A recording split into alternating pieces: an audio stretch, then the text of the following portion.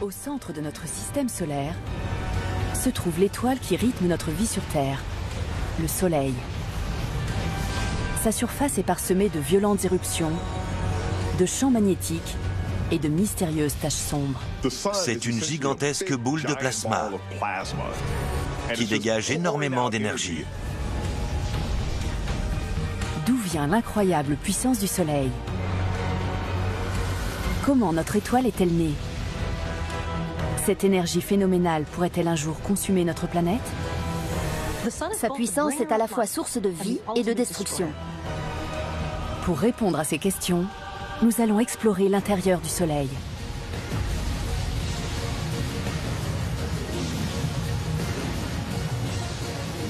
En traversant la surface ardente et en plongeant au cœur des flammes, nous allons percer les secrets de cet astre qui illumine notre monde.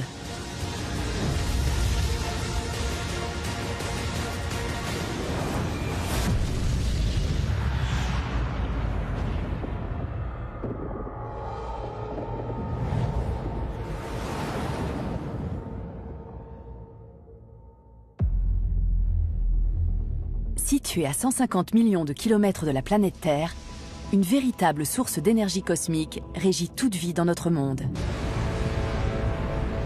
Le Soleil est un immense réacteur nucléaire, 1 million de fois plus grand que la Terre. Son influence s'étend jusqu'aux extrêmes limites du système solaire. Il entretient la vie et nous protège des dangers que cachent les profondeurs de l'espace. Le composant de base de l'univers, c'est l'étoile. Plus on en apprend sur le Soleil, plus on en saura sur notre univers. Toute l'énergie de mon corps, l'énergie qui me permet de bouger et de parler, vient du Soleil à l'origine. Ce que le Soleil donne, il peut le reprendre. Il entretient et protège les formes de vie terrestres, mais il pourrait également nous anéantir en un instant.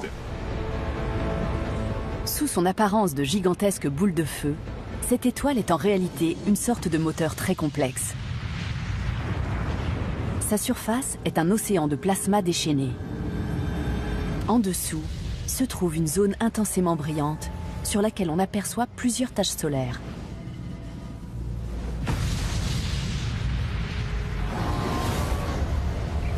À 200 000 km de profondeur, le plasma forme des vortex géants qui entraînent la chaleur du Soleil vers sa surface.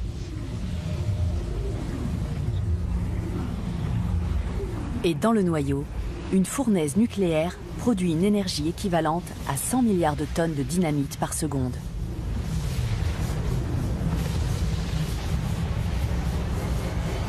Toutes ces différentes couches interagissent de manière à former un gigantesque moteur cosmique qui alimente la vie sur Terre.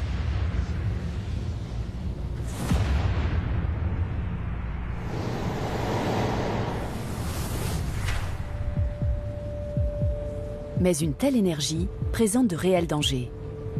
Sur ces images satellites, on peut voir d'immenses explosions déformer la surface du Soleil. Leur nombre peut s'élever à 20 par jour, lorsque l'activité solaire est particulièrement forte. Ces décharges d'énergie sont susceptibles d'endommager les réseaux électriques de la Terre. Des villes entières seraient alors privées de courant.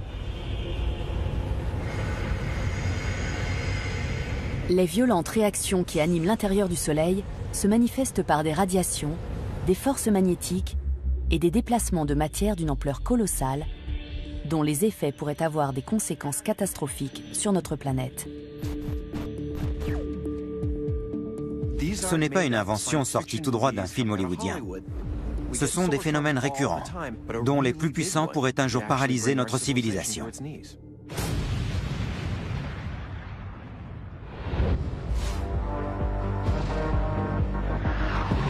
Les troupes de l'US Air Force sont particulièrement concernées par ces dangers. Certaines éruptions solaires sont suffisamment puissantes pour griller les systèmes de communication par satellite. Toute personne se trouvant à bord d'un avion serait alors en danger de mort.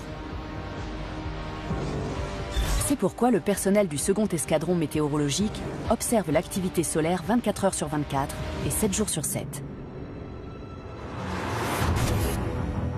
Il travaille sous les ordres de Erin O'Connell. Mon rôle consiste à surveiller l'activité solaire et à signaler tous les phénomènes que j'observe.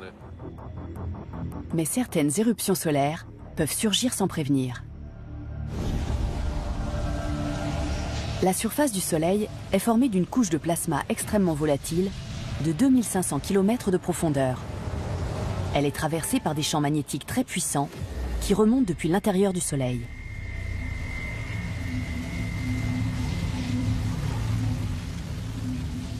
En atteignant la surface, ils éjectent d'énormes quantités de matière solaire à des milliers de kilomètres d'altitude. Certaines des boucles ainsi formées s'effondrent sur elles-mêmes, formant des éruptions solaires qui émettent de puissantes radiations, tandis que d'autres explosent et projettent dans l'espace des milliards de tonnes de plasma brûlant à plus d'1 million de km/h. Il ne faut que quelques jours à ces nuages de plasma pour atteindre notre planète. Mais cette vitesse n'est rien comparée à celle des radiations d'une éruption solaire. Au bout de seulement quelques minutes, elles peuvent frapper la Terre et mettre en danger tous les appareils en vol. Elles sont capables de perturber les systèmes de communication ainsi que les dispositifs de repérage et de guidage. Elles représentent une grande menace à l'échelle mondiale.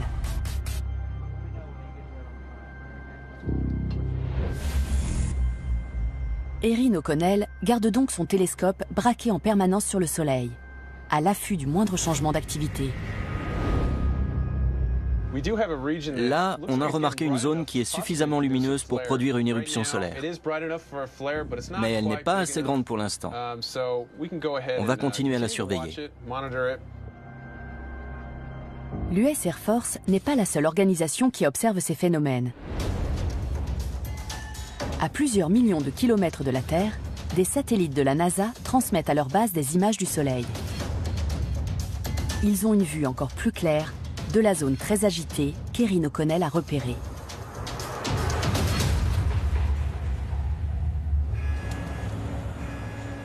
Je crois qu'il faut y aller. Quand j'entends ce signal, je sais qu'il faut commencer à s'inquiéter. L'alarme indique que le phénomène solaire vient de se déclencher dans la zone à risque. Ça y est, c'est parti.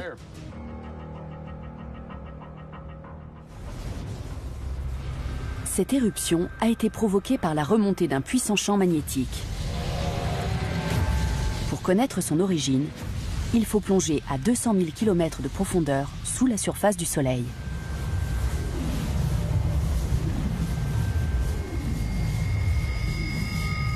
Ici, la couche supérieure se déplace plus rapidement que celle qui se trouve en dessous. Le plasma fortement conducteur qui se trouve entre les deux est ainsi soumis à une énergie magnétique intense. Le champ magnétique ainsi créé remonte jusqu'à la surface. C'est là que son instabilité entraîne la formation de cette dangereuse boucle de plasma dans l'atmosphère solaire. L'éruption en elle-même est environ 100 fois plus grande que la planète Terre. Ça vous donne une idée de l'ampleur du phénomène et de l'énergie qu'il dégage. La puissance actuelle de cette éruption représente un danger potentiel pour les appareils militaires, mais également pour les avions civils. En plus de perturber les communications, les radiations sont dangereuses pour les passagers. Une grande partie de cette énergie risque de se diriger droit sur nous. Ce serait problématique pour beaucoup de nos opérations. Le second escadron météorologique de l'US Air Force est sur le qui-vive. Tous les regards sont fixés sur les appareils, en attendant de voir comment les choses vont évoluer. C'est le signal de fin d'éruption. Cette zone ne présente plus d'activité dangereuse. Nous avons eu de la chance cette fois-ci. L'éruption s'est éteinte avant de pouvoir émettre ses radiations destructrices en direction de notre planète. Notre Soleil doit être surveillé en permanence, mais il existe des étoiles encore plus redoutables. L'espace regorge de violents phénomènes magnétiques. C'est l'un des plus grands dangers liés au Soleil. Les champs magnétiques qu'il dégage sont impressionnants. Mais il faut savoir que leur taille et leur puissance dépendent de sa vitesse de rotation. Quand une étoile est encore jeune, elle tourne très vite. Elle génère des champs magnétiques très intenses et donc des explosions plus puissantes en surface. Parmi ces jeunes étoiles au tempérament explosif, on peut citer EV-Lacerté, située à 16 années-lumière de nous. Si on la compare à notre Soleil, on remarque qu'elle ne représente qu'un tiers de sa taille et 1/100 de son éclat. Mais en raison de sa vitesse de rotation 6 fois plus élevée, ses champs magnétiques sont 100 fois plus puissants. En 2008, EV-Lacerté a produit la plus terrible éruption jamais enregistrée. Sa puissance était équivalente à celle de plusieurs milliers d'explosions typiques de notre Soleil. Heureusement, la Terre était trop loin pour être touchée. Notre étoile est beaucoup moins violente, mais c'est sa proximité qui représente un grand danger pour nous. Nous sommes exposés en permanence au moindre de ses caprices. Vieux de 5 milliards d'années, notre Soleil fait preuve d'un comportement parfois très chaotique. Des infrastructures et des systèmes technologiques que nous utilisons quotidiennement pourraient être réduits à néant d'un jour à l'autre. En cas de très grosse éruption solaire, les particules émises par notre étoile auront un effet direct sur notre vie ici. Les prévisions météo, les communications, les banques, Internet, tous ces dispositifs risquent d'être endommagés, voire même détruits par la puissance du Soleil. On a un système d'avertissement, c'est mieux que rien. Mais est-ce que ce système est suffisant? Je dirais que non. Cependant, le Soleil nous fournit des indices qui peuvent nous aider à prévoir son comportement. Sous les tourbillons ardents qui agitent la surface du Soleil, la couche de plasma flamboyant est parsemée de plusieurs disques noirs qui font chacun la taille d'une planète. Ce sont les taches solaires.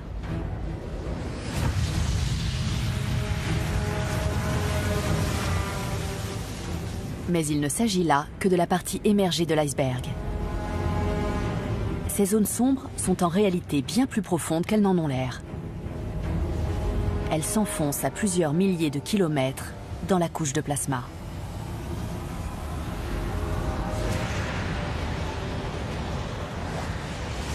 Quand on voit une tache solaire, on sait que le champ magnétique est très intense et très violent dans cette zone.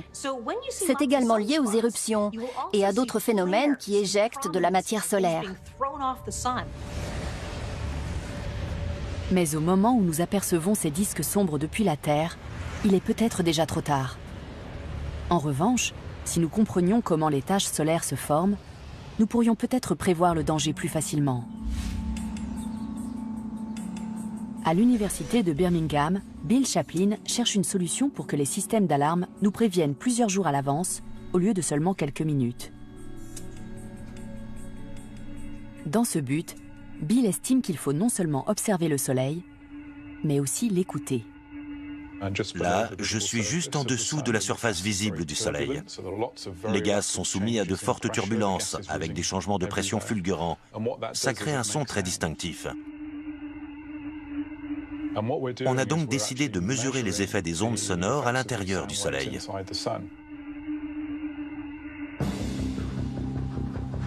Grâce à un réseau de 6 observatoires, Bill étudie les mouvements qui agitent la surface solaire et il enregistre le son qui en résulte.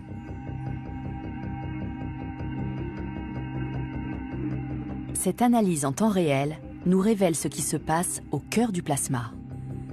Vous pouvez voir ici les données qui nous parviennent en temps réel depuis notre observatoire de la Cordillère des Andes au Chili. Là, c'est celui de Tenerife, dans les îles Canaries, et en dessous, c'est celui du désert du Karoo, en Afrique du Sud. Ces lignes qui montent et qui descendent représentent la respiration du Soleil, en quelque sorte. Si Bill parvient à identifier ce qui provoque ces ondes sonores, il pourra prévoir l'apparition des taches solaires. Pour lui, la réponse est dissimulée bien en dessous de la surface, là où se forment les taches.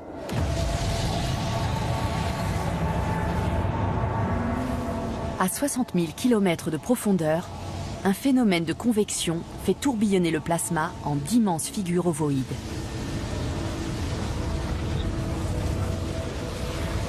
Lorsque les perturbations magnétiques atteignent les courants de convection, le plasma se refroidit et s'assombrit. Puis il remonte vers la surface à 20 000 km/h, ce qui crée des ondes sonores particulièrement chaotiques. 2 jours plus tard, il atteint la surface, formant ainsi une tache solaire. Une éruption risque alors de se produire d'un jour à l'autre.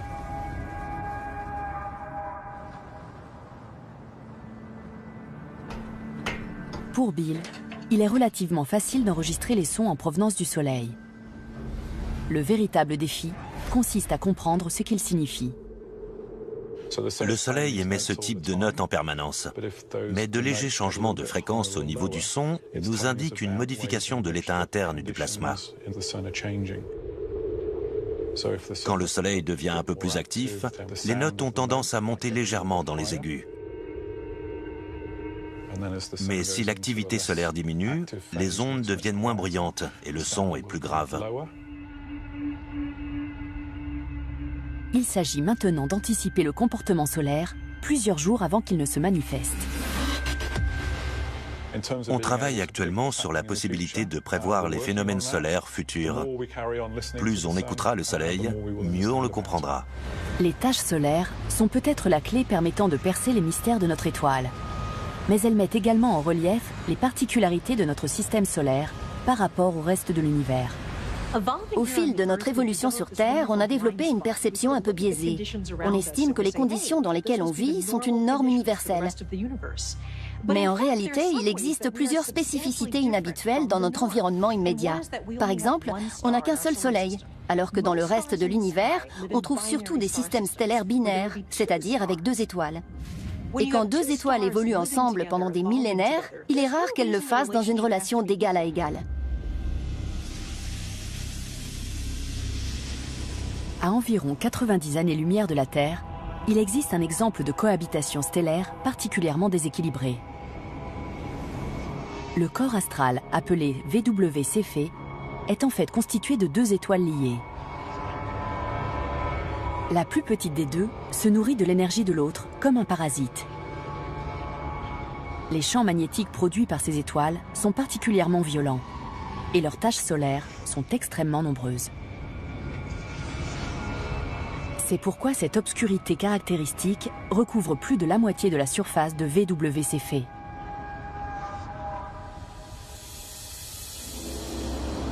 Notre système solaire est un havre de paix au sein d'un univers terriblement violent. Plus on s'éloigne de chez nous, plus ça peut devenir effrayant. L'univers a l'air plutôt tranquille vu d'ici, mais en réalité c'est le chaos.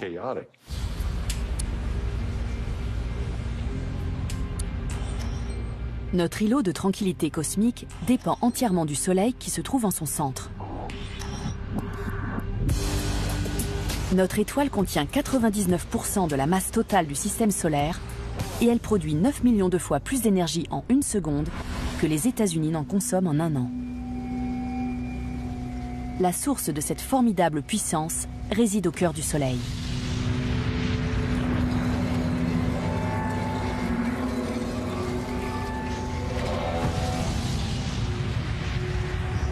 Son noyau est 10 fois plus dense que le plomb. Sa température atteint presque les 15 millions de degrés Celsius et il se comporte comme un gaz. Il est soumis à des pressions extrêmes qui transforment les atomes d'hydrogène en hélium. Ce phénomène de fusion nucléaire dégage chaque seconde une énergie équivalente à 100 millions de tonnes de dynamite. Cette gigantesque bombe thermonucléaire alimente l'intégralité de la vie sur Terre.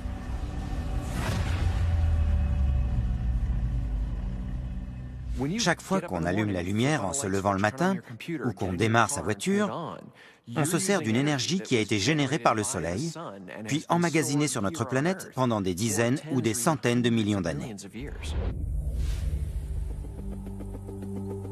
Le jour se lève sur le désert de Mojave. Une équipe d'ingénieurs se prépare à récupérer l'énergie du rayonnement solaire grâce à un système très novateur. C'est une centrale solaire, mais ne vous attendez pas à voir des panneaux photovoltaïques sur un toit, comme pour des maisons. Je pense que vous n'avez jamais vu d'équipement semblable au nôtre. Pour Stacy Browning, l'énergie solaire est la plus importante des ressources à notre disposition.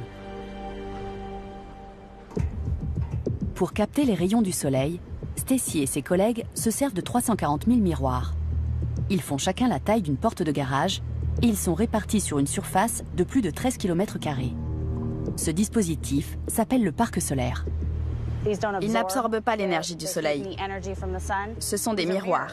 Ils réfléchissent les rayons solaires en direction de notre grande chaudière remplie d'eau. Avec la vapeur, on produit de l'électricité. Grâce aux miroirs, les particules d'énergie solaire sont redirigées vers un point précis. La tour d'alimentation, haute de 4 étages.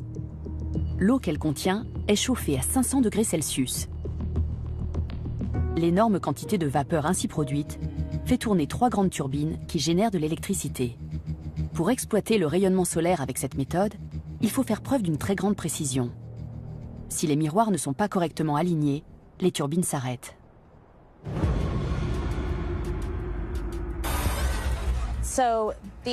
La précision des miroirs est l'un des paramètres les plus importants. On les a installés en se basant sur un système de géolocalisation et il fallait respecter scrupuleusement chaque emplacement prévu, au centimètre près. La lumière qui frappe la tour n'a quitté le soleil que depuis 8 minutes. Mais son voyage a commencé bien plus tôt, il y a plusieurs millénaires.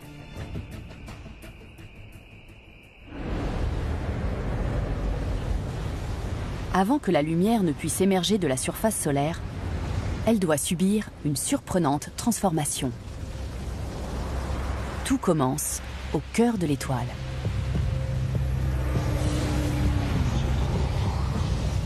La fournaise nucléaire du noyau diffuse de l'énergie sous forme de rayons gamma mortels. S'ils atteignaient notre planète sans être filtrés, ils détruiraient toute forme de vie terrestre. Mais heureusement, la structure du Soleil ne se résume pas à son noyau. Une couche de plasma 10 fois plus dense que de la roche enveloppe le centre de notre étoile. En passant à travers ce redoutable obstacle, les radiations perdent progressivement de leur puissance. Et au bout de 170 000 ans, elles atteignent enfin la surface. Elles ont alors pris la forme des rayons de soleil que nous voyons chaque jour. Mais il n'est pas facile de capter cette lumière à l'aide des innombrables miroirs du parc solaire. Tandis que la centrale fonctionne à plein régime, les ingénieurs se rendent compte que quelque chose ne tourne pas rond. L'un des miroirs n'est plus orienté vers la tour d'alimentation. Stacy se rend dans le parc pour repérer la source du problème. Identifiant miroir, hôtel, Echo, Charlie. Je vais le remettre en place, merci. Le parc alimente 140 000 foyers en énergie. Et voilà! Cette région dispose d'une moyenne de 340 jours d'ensoleillement par an. Le parc est donc l'outil idéal pour produire de l'électricité ici. Mais notre Soleil est loin d'être la seule étoile à produire de telles quantités d'énergie. Si le Soleil a une telle influence sur notre vie, c'est parce qu'il est très proche de nous. Ça nous donne l'impression qu'il est énorme par rapport aux autres étoiles. Mais en réalité, sa taille est plutôt réduite quand on le compare à certains monstres stellaires. L'un de ces monstres se trouve à 250 années-lumière de la Terre. Il s'agit d'une géante bleue qui porte le nom de Bellatrix. Elle est 6 fois plus grande que notre Soleil et brille 4000 fois plus. Sous les couches de plasma, le noyau est soumis à une activité nucléaire frénétique.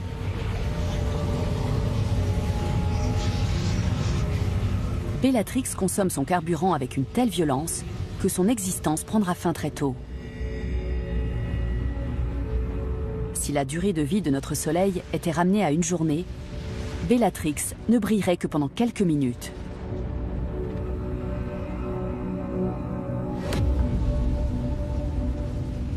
Notre étoile a beau être de taille plus modeste, son noyau beaucoup plus stable lui permettra de durer encore 5 milliards d'années. Mais le Soleil n'est pas paisible pour autant. Son activité comporte même un danger mortel qui menace tout notre système solaire.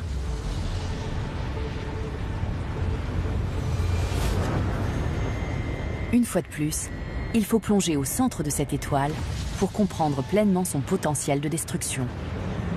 Le noyau du Soleil est situé à presque 650 000 km de profondeur. Il possède la température la plus élevée de tout le système solaire. L'énergie qu'il dégage perce régulièrement la surface, mais elle ne s'arrête pas là. La force de ce mécanisme éjecte également du plasma brûlant dans le vide de l'espace, à raison de 4 millions de tonnes par seconde. Un immense nuage ardent se forme alors et s'éloigne à toute vitesse du Soleil. Sa température s'élève à 1 million de degrés. Il est donc 200 fois plus chaud que la surface du Soleil. Ce flux s'appelle le vent solaire. Le champ magnétique de notre planète constitue un bouclier naturel qui dévie ce plasma. C'est ainsi qu'apparaissent les aurores polaires, appelées aurores boréales dans l'hémisphère nord et aurores australes dans l'hémisphère sud. Mais dès qu'on quitte la protection terrestre, on est complètement exposé au danger du vent solaire. Je pense que c'est le plus gros obstacle en ce qui concerne l'exploration spatiale. C'est comme si on était enfermé dans un réacteur nucléaire. Alors il faut protéger les astronautes des risques d'irradiation. Au centre de recherche Langley, une équipe de scientifiques de la NASA a pour mission d'envoyer une nouvelle génération d'astronautes américains aux confins de l'espace.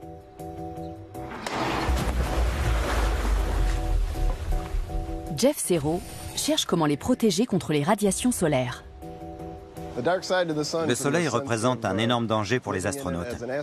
Il émet des particules capables de traverser les murs des stations spatiales et le corps des êtres humains. Ça peut entraîner d'importants dommages corporels sur le long terme. On travaille sur un équipement qui mettrait les astronautes à l'abri des radiations, à la manière d'un manteau qui permet de se protéger du mauvais temps. Mais le vent solaire n'a rien à voir avec les intempéries terrestres. Il s'agit de particules chargées électriquement qui traversent l'espace à plus de 400 km par seconde. Depuis la naissance du Soleil, ce phénomène a modelé notre système solaire. Voici à quoi ressemblait Mars il y a 4 milliards d'années. De vastes étendues d'eau recouvraient sa surface. Mais le vent solaire a fini par détruire son atmosphère, exposant ainsi la planète à des températures très élevées.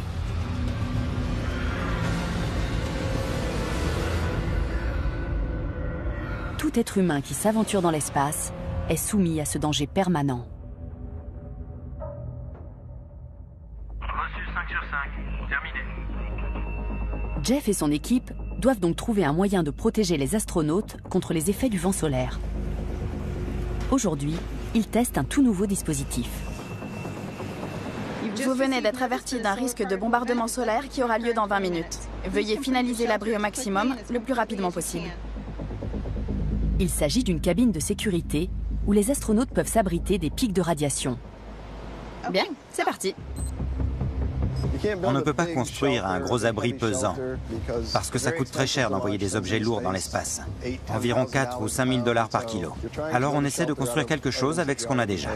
Jeff ne peut pas augmenter la taille de sa navette spatiale. On a de l'air. Son équipe vérifie donc si les astronautes peuvent fabriquer un abri à partir de matériaux qui se trouvent à bord. Les produits qui contiennent de l'hydrogène sont des ingrédients parfaits. Par exemple, les déchets ou la nourriture. Même l'eau à masse égale protège mieux des radiations que l'acier. On a forcément besoin d'eau pour survivre. Alors on est sûr de pouvoir s'en servir. Pour survivre à un bombardement de particules solaires, la rapidité est essentielle.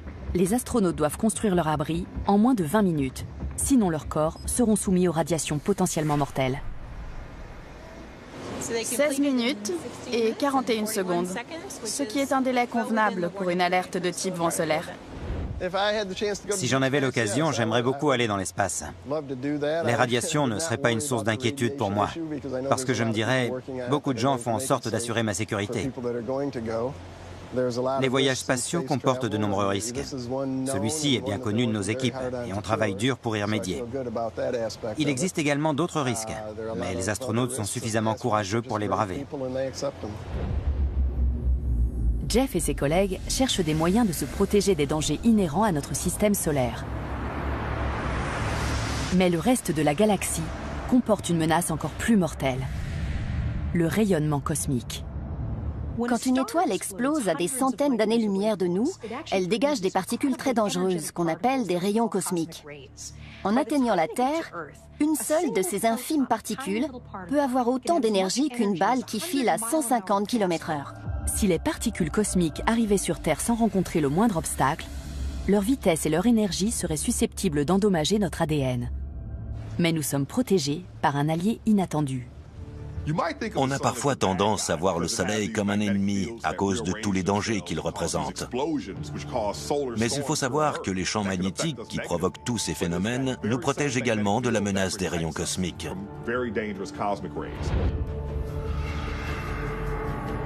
Les particules chargées électriquement qui constituent le vent solaire entraînent le champ magnétique de notre étoile jusqu'aux limites du système solaire. Une gigantesque bulle invisible se met alors en place sous l'effet du champ magnétique étendu. Il s'agit de l'héliosphère. Les particules qui le composent dévient les radiations. Un véritable champ de force solaire nous protège donc des rayons cosmiques mortels en provenance du reste de l'univers. Sans ce bouclier, la vie sur Terre serait impossible. Cette ambivalence n'est pas la seule contradiction de notre Soleil. Son atmosphère, qu'on appelle la couronne, possède une température beaucoup plus élevée que sa surface. Cette différence thermique de plusieurs millions de degrés reste un mystère pour les scientifiques. Dans les montagnes de Californie, Del Gary et son équipe tentent de résoudre cette énigme. Afin d'observer de plus près l'atmosphère solaire, ils installent 8 nouvelles antennes pour leur réseau de télescopes. L'un des grands mystères de notre étoile, c'est la température très élevée de sa couronne. On sait que le noyau est extrêmement chaud et que plus on s'éloigne du centre, plus il fait froid. Au niveau de la surface visible du Soleil, la température est relativement basse, c'est-à-dire 5500 degrés Celsius environ. Mais dès qu'on s'éloigne un peu de la surface, la chaleur redevient très vite considérable. On arrive à plusieurs millions de degrés. Alors la question c'est, d'où provient l'énergie qui permet à l'atmosphère solaire de développer une telle chaleur? La surface du Soleil est parsemée de minuscules explosions. Pour Del, c'est là que réside la clé du mystère. Il souhaite donc observer plus précisément ce phénomène. On pense qu'il existe un lien entre la température de la couronne et les éruptions solaires. Je ne parle pas des grosses éruptions qu'on aperçoit parfois, mais de minuscules explosions qui se produisent presque en permanence. Il peut y en avoir jusqu'à 10 000 en même temps dans une région donnée. Les 8 nouvelles antennes ont coûté 5 millions de dollars. Mais grâce à elles, Del pourra examiner la surface du Soleil avec une précision inédite, dans le but d'établir un lien entre les minuscules éruptions solaires et la température de l'atmosphère de notre étoile. Grâce à cette amélioration, on va pouvoir faire des relevés très spécifiques de manière quotidienne, ce qui était impossible auparavant. Avec un peu de chance, ça va nous permettre de résoudre le mystère de la couronne.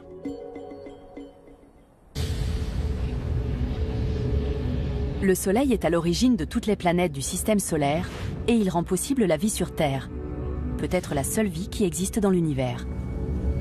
Mais les circonstances de sa propre naissance restent un mystère.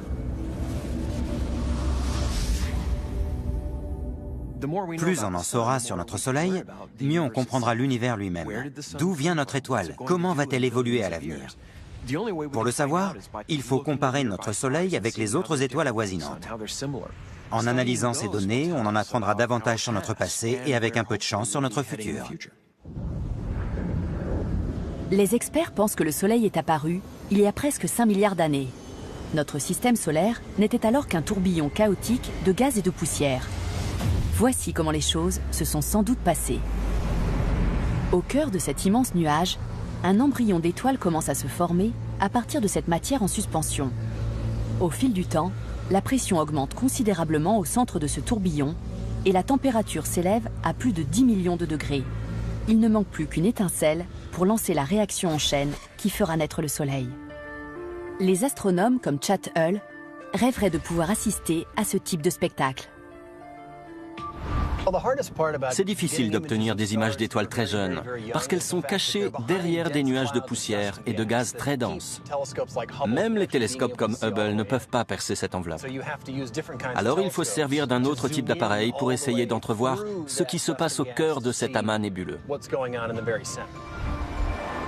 L'équipe de Chat se sert d'un dispositif appelé Karma. Il s'agit d'un réseau de 23 antennes paraboliques qui devrait permettre d'observer la naissance des étoiles. Pour cela, il faut arriver à voir à travers des amas de poussière et de débris à la fois très lointains et très denses, ce qui est impossible avec un équipement traditionnel. On observe les ondes radio. Les grandes longueurs d'onde peuvent pénétrer à l'intérieur du nuage de poussière, qui constitue une barrière opaque pour l'œil humain ou pour les télescopes optiques. Mais un seul radiotélescope ne serait pas assez puissant pour une telle opération. On veut observer les étoiles avec une grande précision pour discerner des détails minuscules. Pour ça, il nous faudrait une parabole absolument gigantesque, impossible à fabriquer.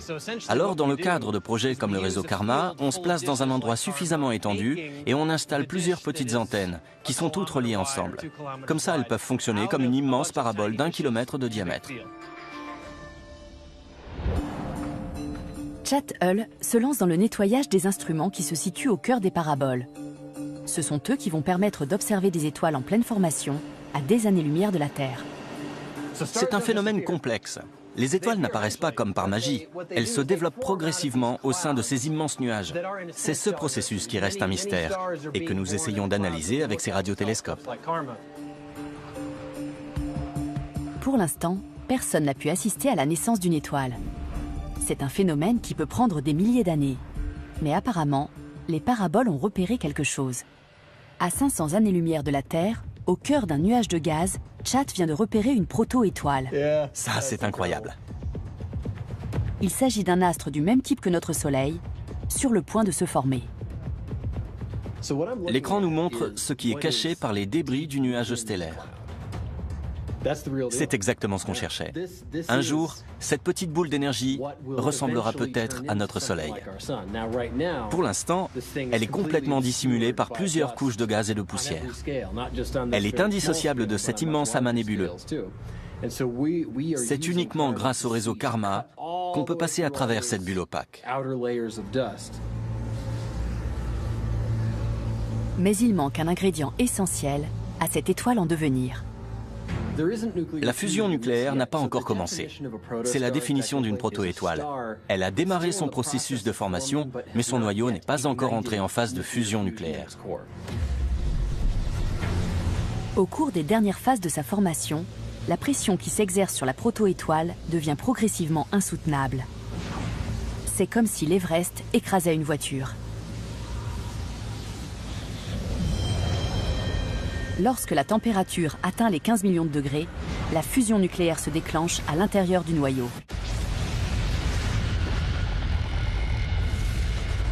La force de l'explosion disperse instantanément le nuage de poussière, à la place duquel se trouve désormais une étoile toute neuve. Cette proto-étoile a commencé sa formation il y a environ 100 000 ans. Pour vous donner une idée, si on part du principe que sa durée de vie sera, mettons, de 10 milliards d'années, par rapport à une espérance de vie humaine d'environ 100 ans, alors nous avons ici l'équivalent d'un bébé né il y a seulement 9 heures. C'est vraiment le tout début de l'existence de cette étoile. Les astronomes savent très peu de choses sur le nuage stellaire qui a servi de matrice au Soleil. On connaît le milieu typique de formation d'une étoile. Mais parfois, ce sont des amas de gaz absolument gigantesques et très complexes qui fabriquent des milliers d'étoiles en même temps. Et parfois, ce sont de tout petits nuages qui ne donnent naissance qu'à une ou deux étoiles isolées. On ne sait pas si le Soleil était tout seul ou s'il faisait partie d'une multitude d'étoiles formées simultanément. Le seul moyen de le savoir, c'est d'étudier notre Soleil ainsi que les étoiles du même type qui se situent dans les environs. Le plus célèbre de ces énormes amas de gaz se situe à 7000 années-lumière de la Terre. Il s'agit des piliers de la création.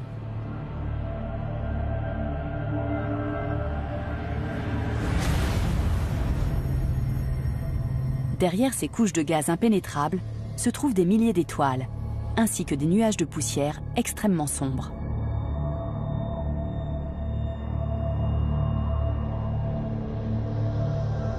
Cachées au plus profond de ces nuages, des étoiles se forment progressivement, entourées de spirales stellaires qui tournent sur elles-mêmes pendant des centaines de milliers d'années.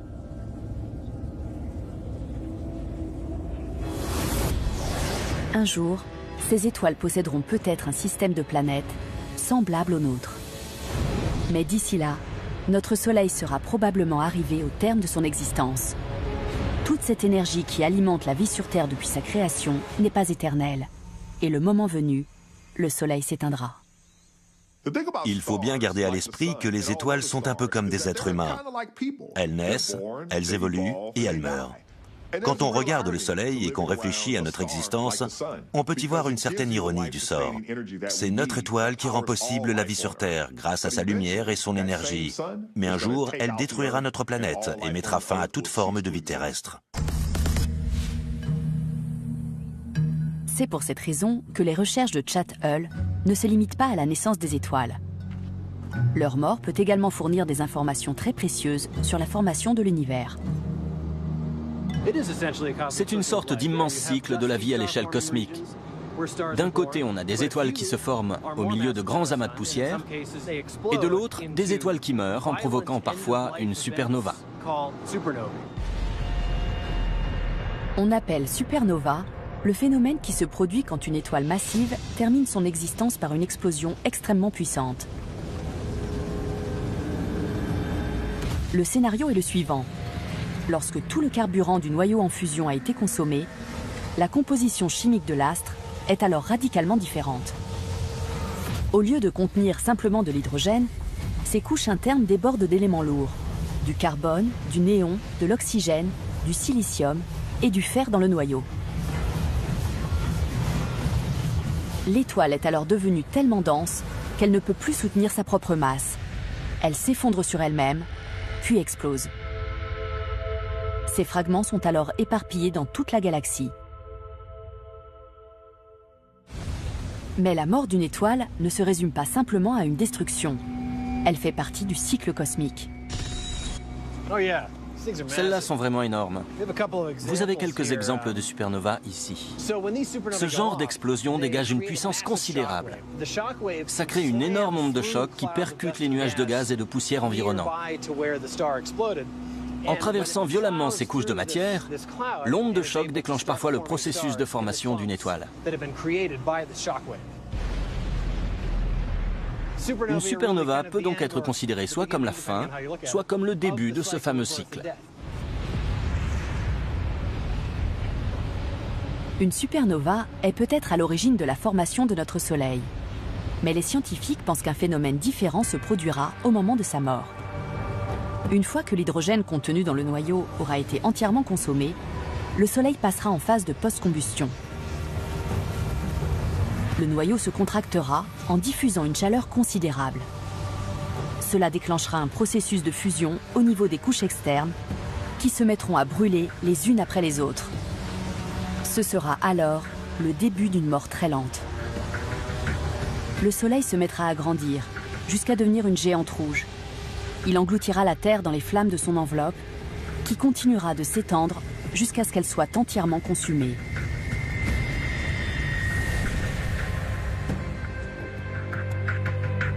Alors il ne restera plus de notre étoile qu'une timide braise carbonique qui finira par se fondre dans l'obscurité de l'espace. C'est notre lot à tous, j'imagine. Un jour, toutes les étoiles s'éteindront. Évidemment, il y en a de nouvelles qui se forment au fur et à mesure. Mais même ce phénomène-là prendra fin, quand il n'y aura plus assez de gaz dans l'univers pour fabriquer des étoiles. Dans plusieurs centaines de milliards d'années, il ne restera plus qu'une seule étoile, une minuscule naine rouge, pas très brillante, pas très chaude. Et quand elle s'éteindra, l'univers sera plongé dans l'obscurité. Mais notre Soleil est âgé de seulement quelques milliards d'années. Il ne disparaîtra pas de sitôt. Actuellement, le Soleil en est à peine à la moitié de son existence. Sa durée de vie totale sera d'environ 10 milliards d'années, donc ça nous laisse encore au moins 5 milliards d'années. On a de la marge. Et quand le Soleil disparaîtra, je pense qu'il aura bien vécu.